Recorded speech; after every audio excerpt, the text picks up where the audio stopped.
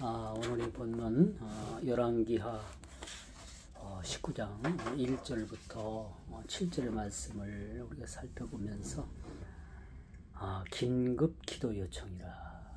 참 긴급 기도 요청 제목이에요. 한 국가의 흥망성쇠가 달려진 일입니다. 그렇죠? 사람이 의급하면은 기도 요청을 하잖아요. 그렇죠? 우리 그리스도인의 아주 특권 중에 하나가 기도할 수 있다는 거야. 기도할 수 있다는 거. 아이고 엄마 아버지 찾지 말고 아버지 찾아야지. 하늘 아버지. 엄마 찾지 말고 아이고 아버지. 하늘 아버지. 이렇게 기도할 수 있다는 것은 우리 그리스도인의 특권이에요. 세상 사람들은요, 아무리 그 큰 위험을 닥쳐도 어찌할 바를 몰라요. 그런데 우리 그리스도인은 뭐예요? 기도할 수 있다는 거야. 기도할 수 있다는 거. 나중에 어떻게 일이 전개될지 우리는 알 수 없지만은 그래도 우선 우리가 기도할 수 있다는 거야. 그게 하나님께서 우리에게 주신 아주 강점이자 강점이자 아주 특권입니다. 그래서 우리 그리스도인들은 100마디 말을 하더라도 기도합시다. 기도할게요. 같이 옆에 있어 줄게요. 그게 중요한 거예요. 그래, 그런 데서 우리가 새 힘을 그렇게 얻게 됩니다. 오늘 히스기야 왕이 아주 긴급 기도 요청을 하고 그는 하나님 전으로 들어갔어요. 하나님 전으로 들어가서 오늘 본문에도 이렇게 나와 있듯이 그 옷을 찢고 굵은 배를 두르고 여호와의 전에 왕이 들어갔더라. 이걸 보면 좀 그래도 희망이 있어 보입니다. 왕이 기도할 수 있다는 것은 대단한 일이에요. 그렇죠? 왕이 옷을 찢고 배를 두르고 하나님 전에 들어가서 하나님께 국가의 흥망성쇠, 국군의 그런 아주 위기감을 가지고 그렇게 하나님 전에 들어갔다는 거예요. 이게 참 중요합니다. 이 국군이 걸린 긴급한 상황 속에서도 하나님께 기도할 수 있다는 것은 그 문제를 해결을 떠나서 아주 중요하다. 그 문제의 해결의 초점이 아니라 한 나라 왕이 기도하는 것에 대해서 하나님께서는 기뻐하는 거예요. 우리도 마찬가지죠. 무슨 일을 만날 때 우리가 세상적인 방법들을 다 동원해 보잖아요. 그렇죠? 대다수가 그래요. 대다수가 다 세상적인 방법을 동원해보고 그때서 안 되면 그때서야 아이고 하나님 찾는 일이 많다는 거예요. 근데 우리는 어때요? 세상적인 방법을 찾는 것이 아니라 하나님께 엎드리는 거죠. 엎드려서 하나님께 긴급 기도 요청을 통해서 하나님께 구할 바를 구하는 것이 우리의 본 모습이고 하나님께서 보시기에 가장 아름다운 모습이 될 수 있다라고 감히 말씀드릴 수가 있는 거죠.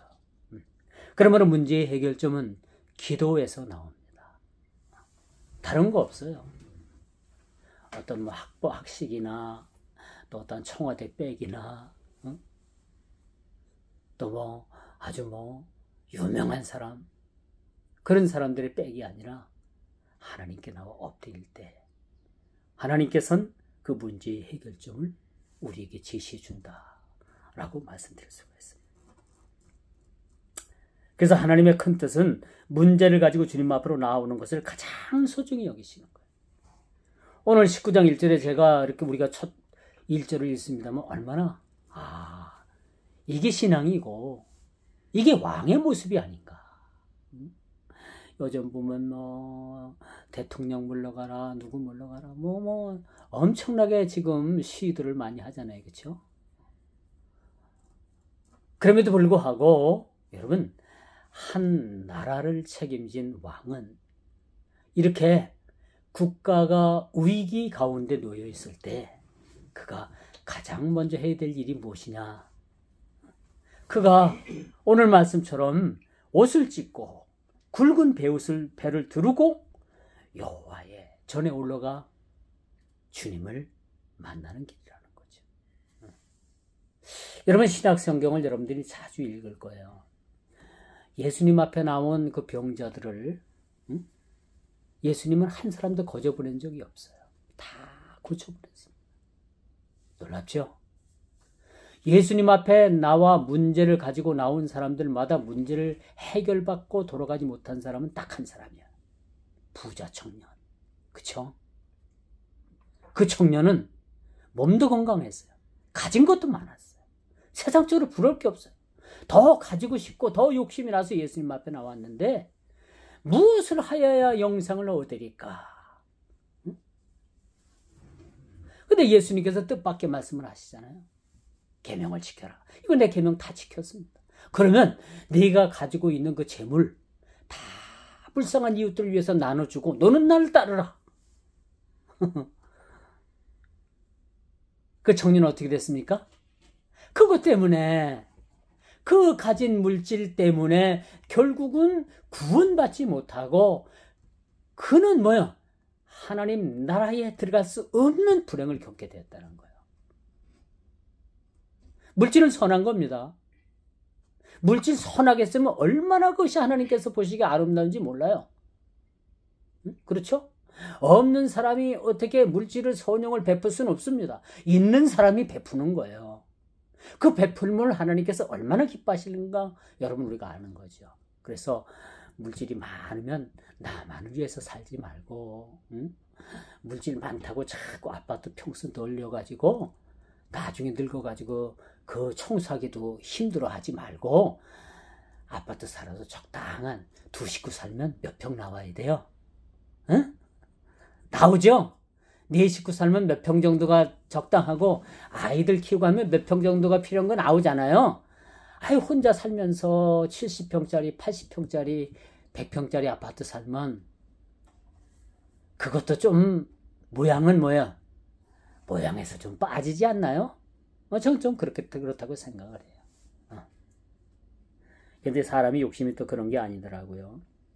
근데 예수님 앞에 나온 이 청년이 결정적으로 구원받지 못한 것이 뭐냐?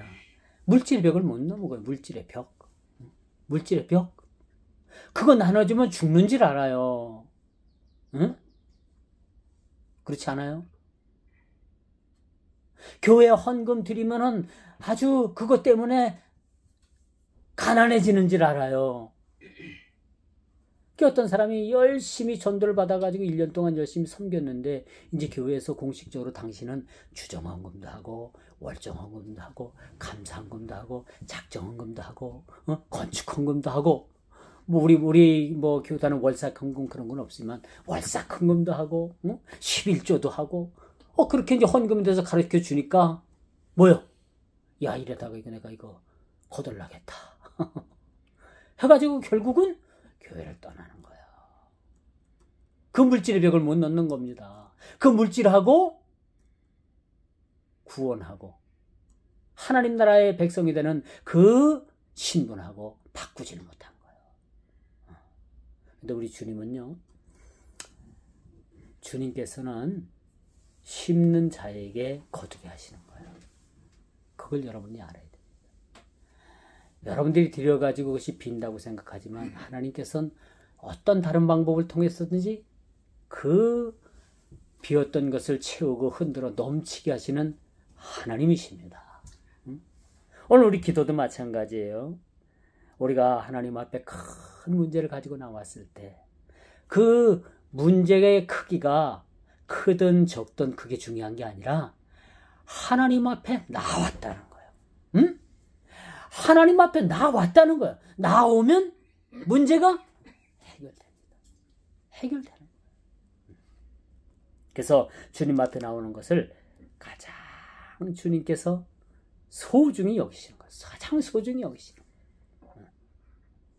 그래서 오늘 히스기야 왕이 문제 해결을 위한 긴급 기도 요청을 하고 있어요. 긴급 기도 요청.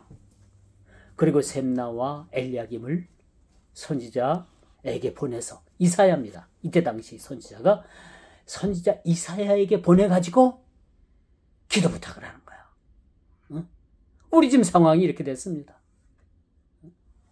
선지자 이사야에게 특별 기도 요청을 하는 모습을 우리가 보게 되죠.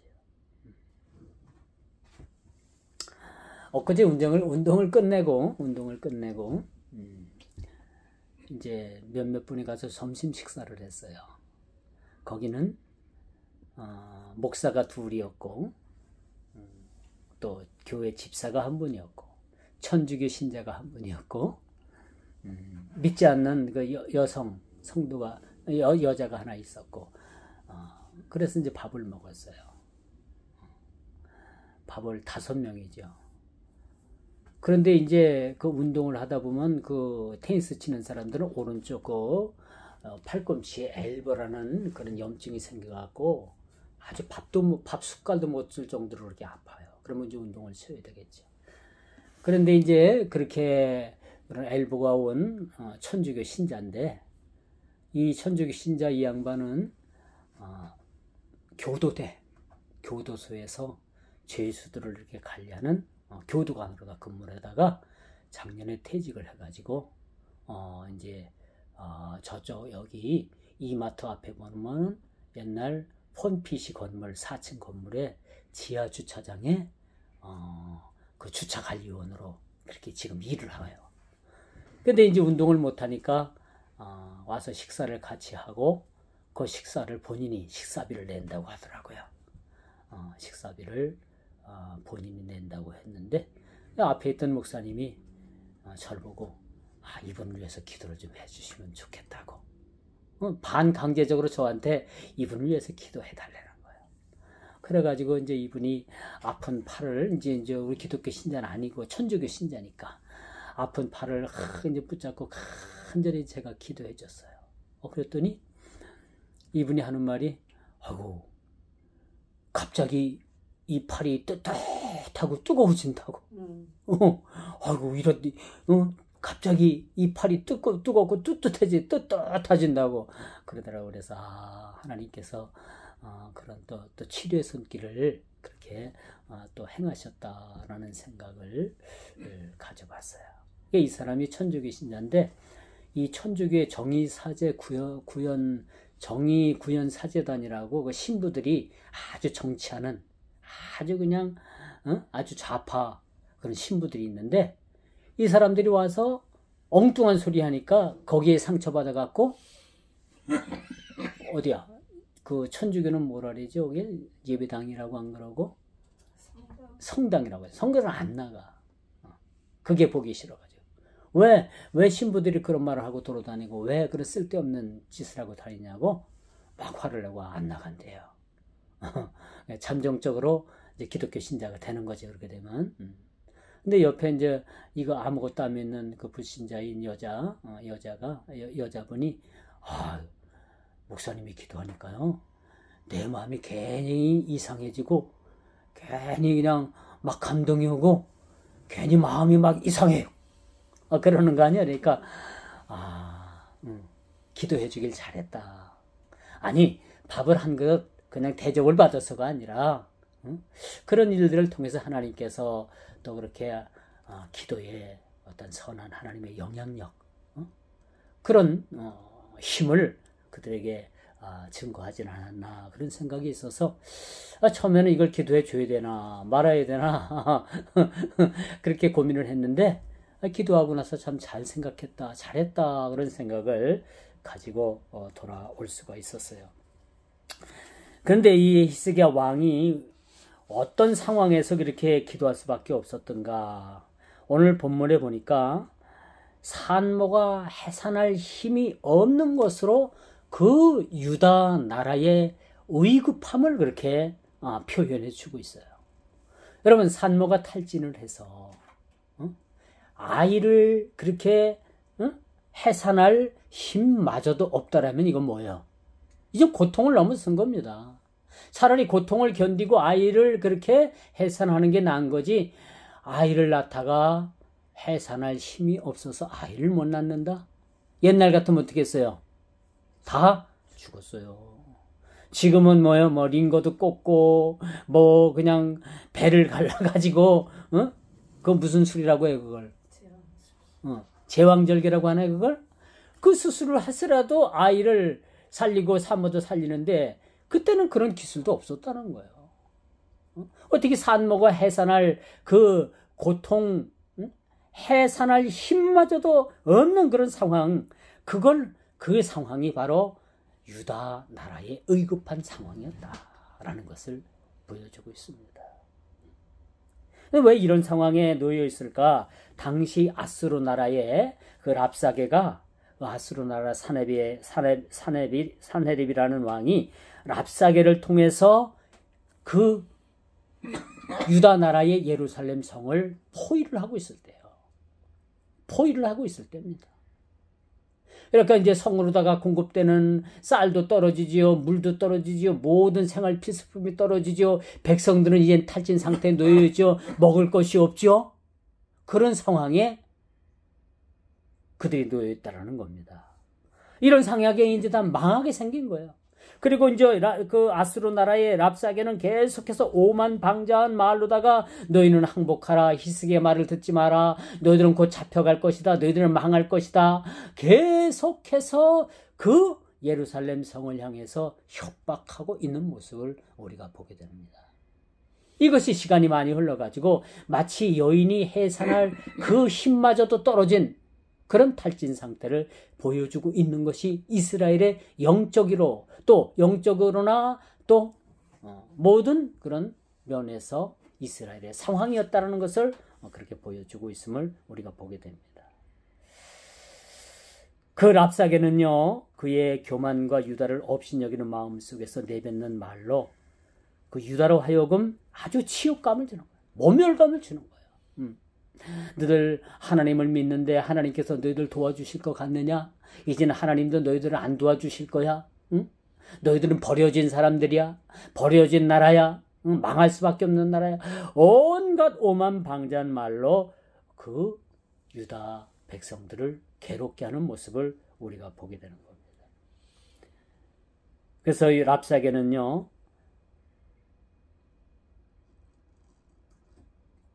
랍사게는 이런 위협 속에서 히스기야 왕의 옷을 찢게 했다는 사실을 우리가 보게 됩니다.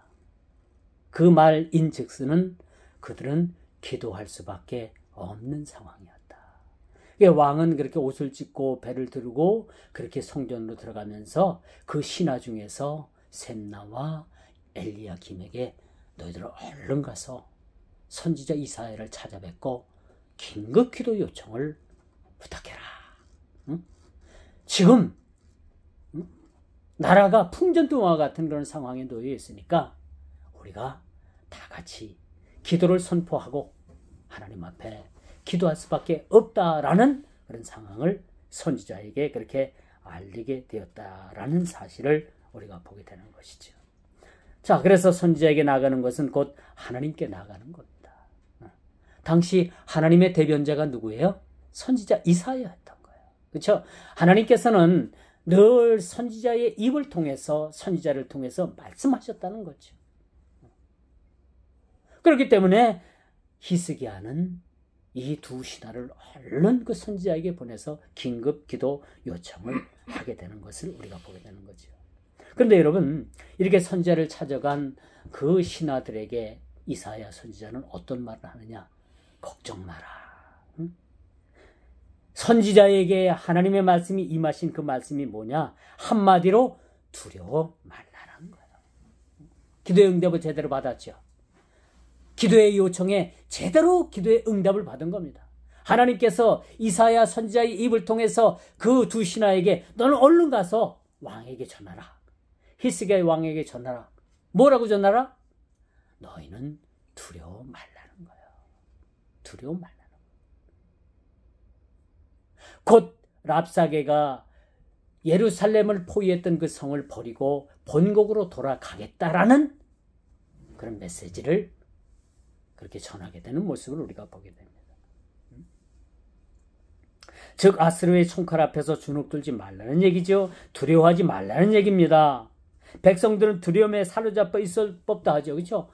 성을 둘러싸고 그 아주 무지막지한 그 군대가 막 들이닥쳐가지고 물도 끊고요, 전기도 끊고, 수도도 끊고, 식량도 끊고 다 끊어버리는데 살 수 있을 것 같아요. 백성들은 큰 두려움에 그렇게 사로잡혀 있게 됐다는 사실입니다. 그런데 선지자의 입을 통해서 두려워하지 말라는 거예요. 하나님께서 두려워하지 말라는 겁니다. 그럼 어떻게 해요? 모든 두려움에서 그들은 이제부터 해방되는 사실을 우리가 보게 됩니다. 여러분, 이처럼 세상이 주는 두려움은 잠시 잠깐이에요. 여러분의 삶에 두려움이 있습니까? 장래가 그렇게 불투명하고 내 장래는 어떻게 될까? 그런 두려움에 여러분들이 그렇게 불안해하고 있습니까? 두려워하지 마십시오. 우리의 장래가 어떻게 됐든 간에, 우리의 장래의 일들이 어떻게 펼쳐졌든 간에 주님께서는 우리에게 두려워하지 말라라고 이렇게 말씀해 주고 있습니다. 우리의 두려움은 어디에 있어야 될까요? 진정 우리의 두려움은 하나님을 두려워하는, 세상을 두려워하는 것이 아니라, 세상 권력을 두려워하는 것이 아니라 진정 우리는 두려움은 하나님을 두려워하는 데 있어야 된다라고 그렇게 말씀드릴 수가 있겠죠. 그래서 우리가 세상적인 만몬적인 존재들에게 무릎을 꿇는 일들이 여러분 얼마나 많아요. 세상 사람들은 그 두려움이 엄습하면은 지레 겁을 먹고서 그 세상의 만문적 존재들에게 다 그냥 굴복하는 모습들을 우리가 보게 되잖아요. 그래서 우리 그리스도인들은요, 세상에 굴복하는 것이 아니고 하나님을 두려워할 줄 알아야 된다.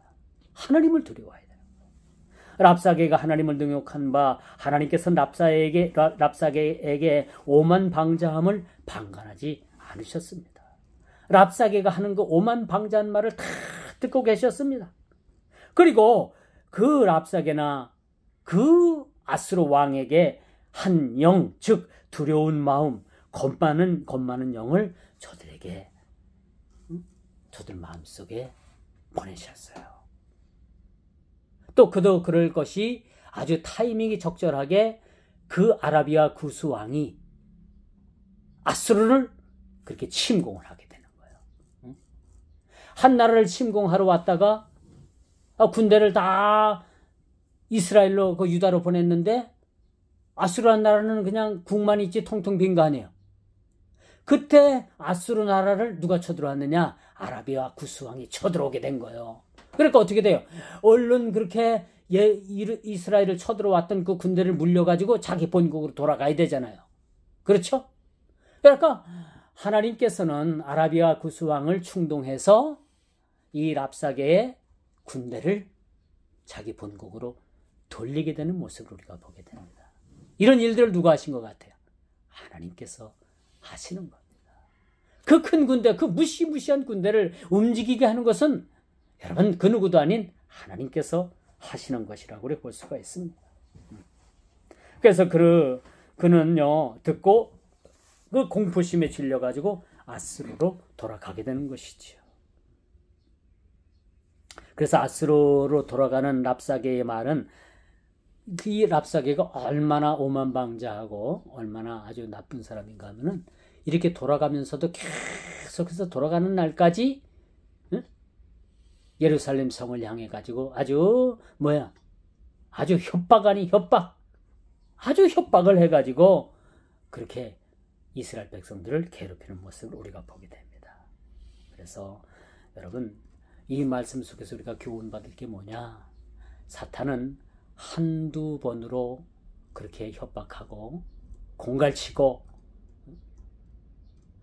그렇게 끝나는 것이 아니라는 거예요. 사탄도 계속해서 끈질기게 그렇게 그런 전략 가운데 위협한다는 사실을 우리는 알아야 됩니다. 자, 이제 마지막으로 사내립을 응징한 하나님을 찬양하며 구원을 노래하는 모습이 오늘 19절 말씀에 그렇게 나와 있죠. 자, 이제 싸움은 이제 유다의 승리로 돌아가는 듯 보이죠. 자, 참으로 값진 승리의 주역은 바로 우리 주 예수 그리스도. 굵은 베옷을 입고 옷을 찢고 하나님 성전으로 들어가서 하나님 앞에 기도했던 그 히스기야의 모습, 이런 모습들을 하나님께서 불쌍히 여기셨다는 겁니다. 히스기야가 여호와의 전에 올라가 우리를 그대의 적의 손에서 구원해 달라는 간구함을 오늘 본문을 통해서 우리가 보게 됩니다. 이렇게 구체적으로 기도한 왕은 역대 왕들 중에서 몇 안 된다는 사실이에요.